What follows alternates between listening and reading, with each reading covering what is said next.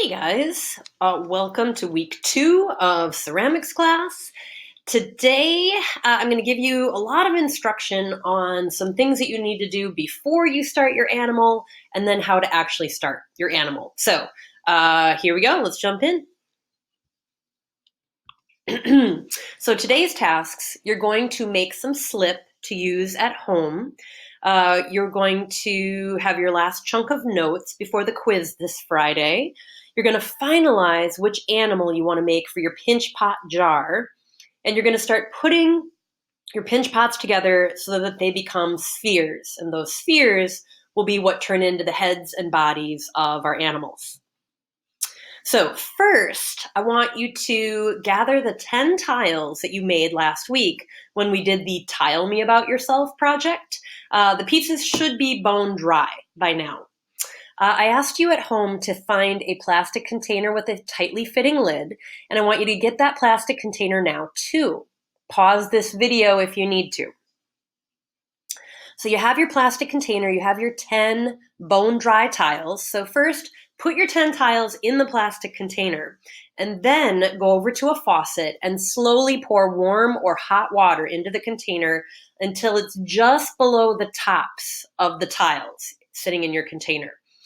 What's going to happen when you start adding that water to the clay is the clay is going to start to slake. That's one of your new vocabulary terms for today. Here's a video, a time-lapse video of my tiles slaking. If you look really closely, you'll see that they're actually expanding and the clay platelets are being broken down by the water and they're disintegrating into millions of tiny platelets. So they're not going to be these hard chunks anymore. This is really like ASMR stuff, like super satisfying to watch. So you're going to have this going at your workspace while we're doing some other things. And we're going to give this about 20 minutes to slake down and break down into these fine clay platelets. So please pause the video and do this now.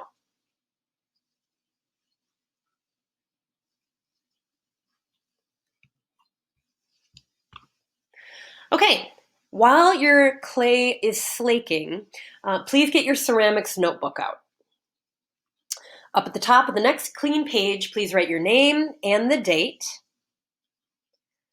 And these are your first 3 terms, and I'd like you to include this heading, Steps in Joining Clay Together. So take a moment, pause the video, and write down these first 3 terms, please.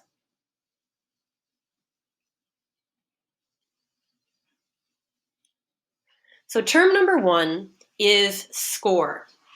To score our clay means to rough up both pieces of clay where they will touch so that they grip like Velcro.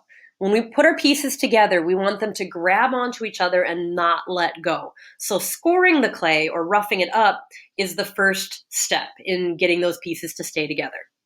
The second term is slip. Slip can be a noun, but in this case, it's a verb. We're adding liquid clay, which is also called slip, to the scored areas to glue them together. So you score or rough up your 2 spots that are going to touch, then you add your liquid clay to the 2 areas that are going to touch. That's going to be like glue. And the other thing that slip does is when you put the 2 pieces together, the extra slip goes down into those nooks and crannies from where you scored. And it helps create some suction there that helps your 2 pieces stick together. And it also, where it gushes out, it pushes out any air that might have been trapped in that scored area.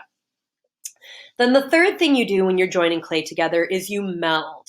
Melding means adding extra clay to the seam where the 2 pieces came together, and melding blends and strengthens the connection. So where your 2 pieces come together after you scored, after you've slipped, you put a little extra clay on top of that seam and then you blend it back and forth with either your finger or a tool. And that makes the connection look better, and it also makes the connection stronger. So those are your first 3 terms. Draw a line under those definitions in your notes. These are your last 4 terms. So please pause the video, get these terms into your notes, please.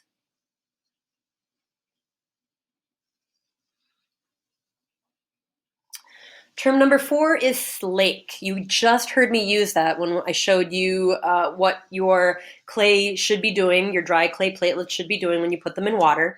Slaking means using water to break down dry clay platelets into slip. So the bonds between those dry clay platelets clearly isn't very strong. Even water can separate them. And so it's kind of a chemical reaction that takes place, that slaking of using water to turn dry clay into a pile of wet clay platelets. Term number 5 is composition. Composition is the way the parts of an artwork are arranged. And there's 2 kinds of composition I want you to have in your notes and I want you to be aware of. The first is a static composition. Static composition means the parts of the artwork are arranged in a line or are horizontal. A static composition is very orderly, very peaceful, and it leads your eye side to side. And I'll talk about how this is relevant today and tomorrow. The second kind of composition I want you to have in your notes is a dynamic composition. A dynamic composition places the pieces of a work of art using active circular movement. So maybe the pieces are, are arranged in a circle instead of a horizontal line. And then that dynamic composition creates this circular movement that leads your eye around the work of art. So you're going to be thinking about how to put your clay pieces together to form either a static composition or a dynamic composition. And again, I'll talk more about that in the coming days. Term number 6 is additive sculpture. So essentially, we're making a sculpture here of an animal. And there are 2 ways to make a sculpture. Additive, which is adding extra clay where needed to build the features of a sculpture. For example, if I'm choosing to make a dog, I would add clay for the ears. I would add clay for the tail. I would add clay maybe for the eyeballs. So that would be examples of additive sculpture. I need to add more clay to make it look the way I want it to look. The other kind of sculpture is subtractive sculpture. And just like the name implies, with subtractive sculpture, you're carving clay away. You're subtracting it where needed to create details, usually. So I'll be showing you both additive techniques and subtractive techniques in the coming days to be able to add features to your animal and carve features into your animal. So it looks as lifelike or as cute or as realistic as you want it to be. So those are your only 7 terms for this week. Now we're going to start moving into your animal project and which kind of animal you're actually going to do. So if you look back at your animal sketches from last week, I asked you to do 3 tiny sketches in your notebook. And now that you've had some time for it to sink in, I want you to commit. Which animal do you think you'll make for your pinch pot lidded jar project? I want you to sketch the winning idea, your number 1 idea, at the bottom of that notes page that you just did, and include any details that you might include in the composition. And I'm going to strongly encourage you to use the interwebs to look for ideas. Like let's say you want to make a pug puppy, and you know you want to make a pug puppy because that is the cutest thing for you, and it would be meaningful for you or for your family. So what I would do is go online and Google sleeping pug, and then I would Google pug sculpture, and then I would Google pug cartoon, and then I would Google sleeping pug cartoon.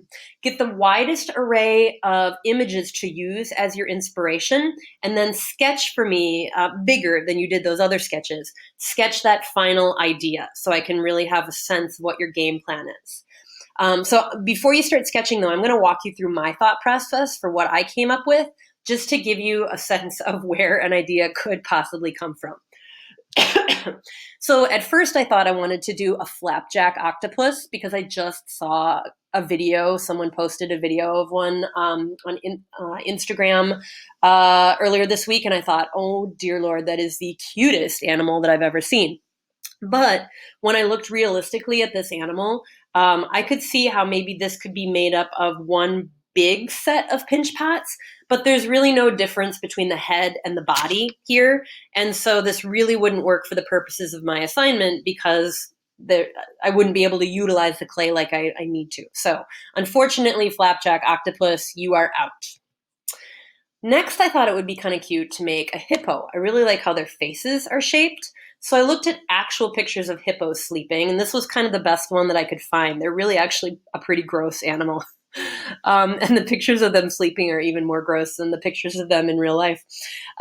So anyway, I found this picture and I thought, okay, I could use that as inspiration. But then I Googled sleeping hippo cartoon and I found this picture on the left. And this becomes very obvious how I could use this with my pinch pots that I'm going to be putting together. So I have the big one that would be the body. I have the smaller one that would be the head. Look at those little feet. Those little feet are hardly anything. So that would be pretty easy to do with clay. The facial features would be pretty easy to do with clay. The nice thing about seeing a cartoon of your sleeping animal is the artist has already simplified for you. So you can use a cartoon version of your animal for inspiration if you feel like that would make life easier for you. And you can base your sketch upon that. Now, my third idea that I came up with, and this was last night, I was brainstorming my idea. My third idea was a honey badger. Not that I have any particular fondness for a honey badger. I just think it would be kind of funny to do a honey badger. So I looked for pictures of honey badgers and then pictures of them sleeping. And I thought, that's pretty cute. So maybe I'll do a honey badger. So I had all these ideas in my head, this octopus, the hippo, the honey badger, and then I decided I needed to give myself a break, so I started playing Pokemon Go. Yes, that's right. I'm not ashamed. So in Pokemon Go, this Pokemon popped up, and it was the Zigzagoon. And when I saw that, I'm like, oh, this is a sign. That's basically a honey badger. So I took that as an indication of which animal I should do. I committed to doing the honey badger. So here's my sketch. See, inspiration can come from anywhere, people. So here's my sketch of my sleeping honey badger, and honey badgers attack cobras and snakes because they're fearless. So in my sleeping honey badger's mouth, I'm going to have it chomping on a cobra.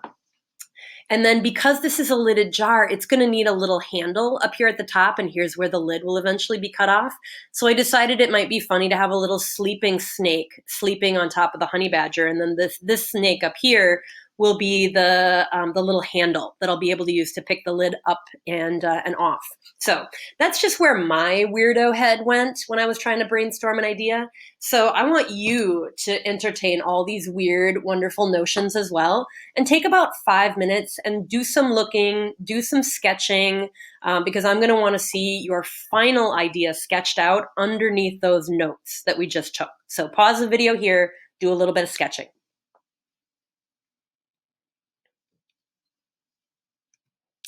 Okay, now I want you to go back and check on your slip. Is it flaking?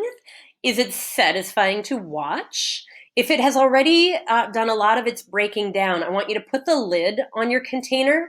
Maybe wrap an old rag or a towel around it because it could leak a little bit as you do this next step. But put the lid on and then give it a gentle shake, shake, shake to mix that slip. That's really the best way to mix it up and make it a better consistency. And then just set it aside. You're going to use it in a moment. So now I want you to get out your 4 pinch pots, the ones you should have made last week.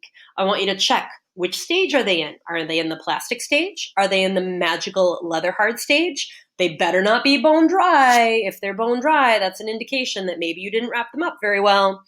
So hopefully your pinch pots are plastic or leather hard. Now, look inside your swag bag that you brought home and find the plastic fork that I gave you and the popsicle stick. It's a fat popsicle stick that I gave you from your ceramic swag bag. Now, with those things assembled there in front of you, I want you to watch this demo on how to start scoring and slipping and melding your pinch pots together to form the basis for your head and the basis for the body of your animal.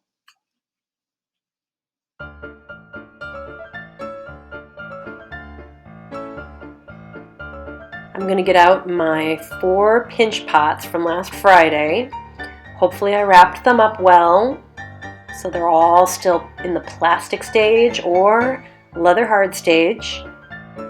Yep. Yep. If I push it, I can smush it. That's what I want.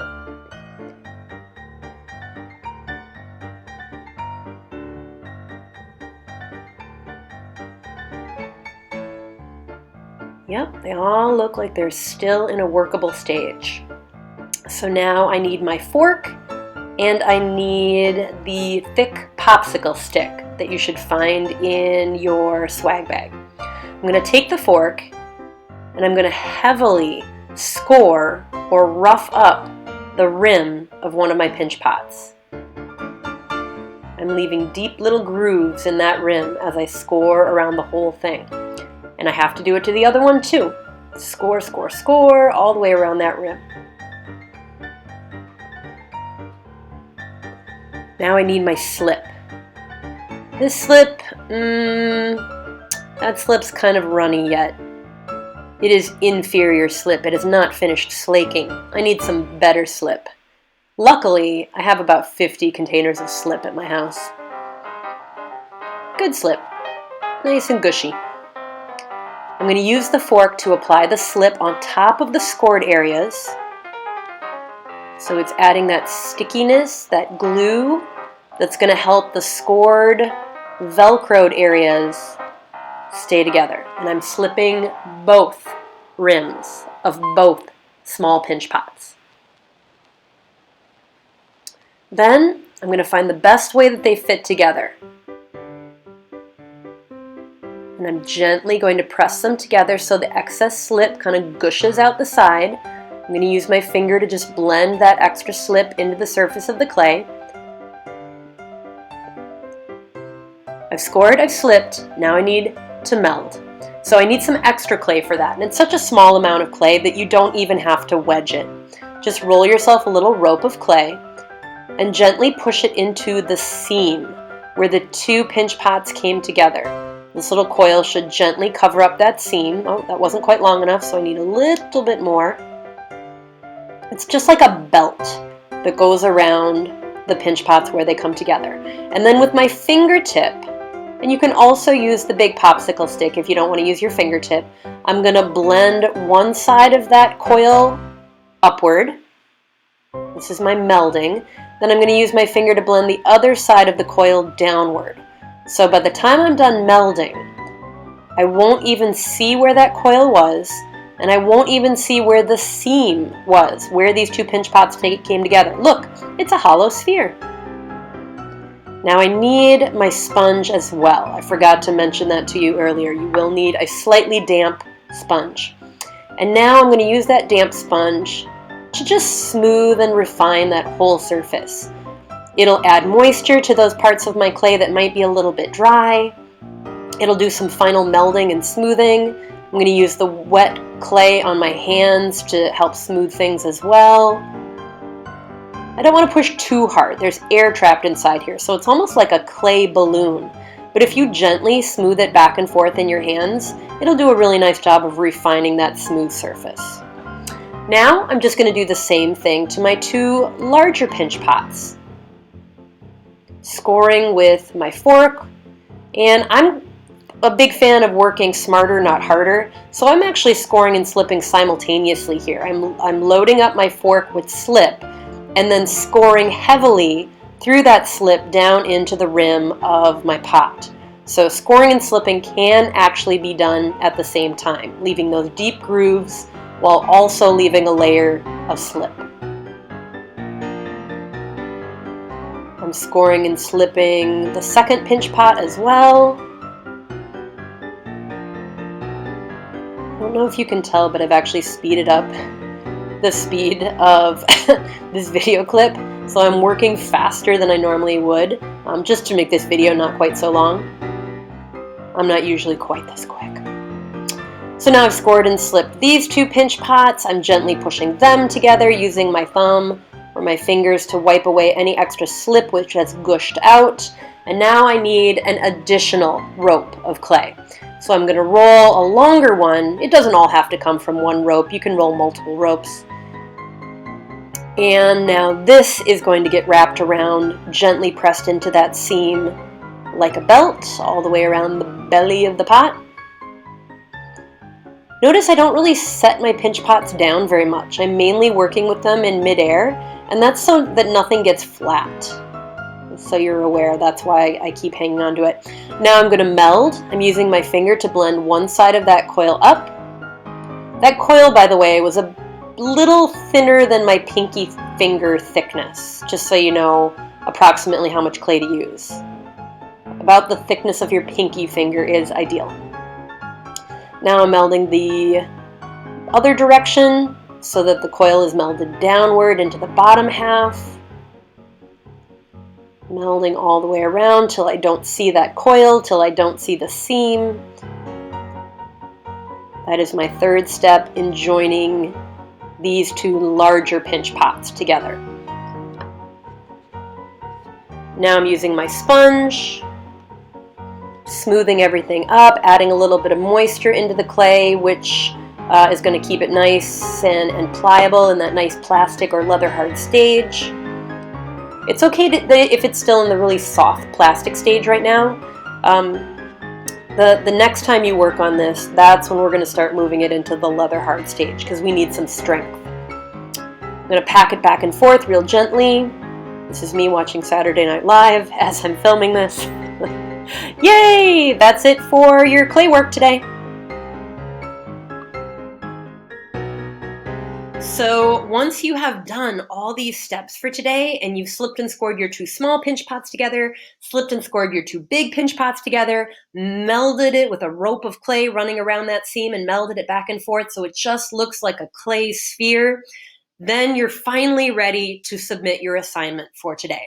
So what I want you to do is take a picture of all those things that you did today, your notes, your animal drawing, your open container of slip so I can see the slip, and your two scored, slipped, and melded clay spheres. I want you to put them together just like this photo that I have for you on the screen. It's okay if I can't really read your notes because maybe you have to pull back in the shot and have the picture be a little bit more zoomed out. That's okay, as long as I can tell that they're the correct notes and I can tell that your sketch is down at the bottom of it. That's what I'm looking for. So the notes are worth 5 points, the animal drawing is 5 points, the container of slip is 5 points, and your two scored, slipped, and melded clay spheres are 5 points. And snap that one picture and upload it to Schoology today. After that, it's going to be really important that we keep your two clay spheres in a really good workable stage, either the plastic stage or the leather hard stage. So please watch this final little demonstration on how to wrap those things up. So we really want to make sure that these don't dry out. And so just like last time, put them on your tray, put a damp paper towel on top of both spheres. Be kind of careful now because they're round. They're going to want to roll a little bit, so just be really gentle. Try not to move them too much. And then slide the whole thing, wet paper towel, clay spheres, wood tray, slide the whole thing inside your plastic bag or double plastic bag to keep it workable for the next day. And that's it. Just one more reminder of what you need to do to finish up for today. I'll leave this up as the final slide. Good luck and have fun today, guys. I can't wait to see what you've decided to do.